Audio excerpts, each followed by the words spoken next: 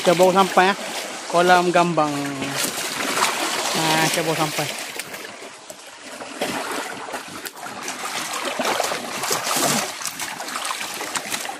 Okey, pelepasan pertama untuk kolam A ya. Kolam D Gambang, kolam A. Tengok. 1, 2, 3. Banyak ikan 7, banyak ikan 8. Ikan ranking banyak kolam A ya. Ambil air sikit.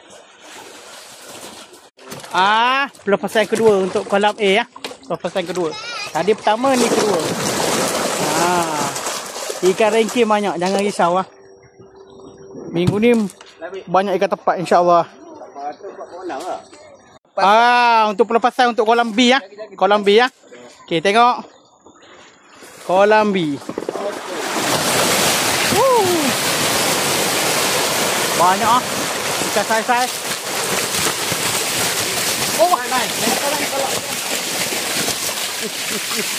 Banyak ikan saiz ya. Gorgon. Ikan saiz, gorgon, ikan 8 kilo, ikan 7 kilo. Banyak ikan ranking minggu ni.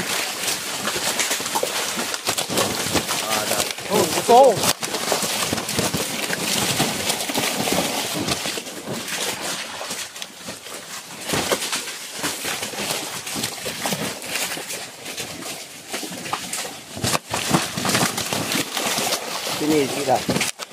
Dia tekan gitu. Dia tak nampak dia ambil gitu. Bisa.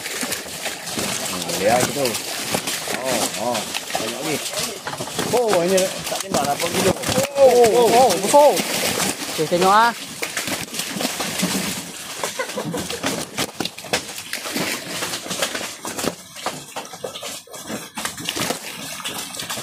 Okey.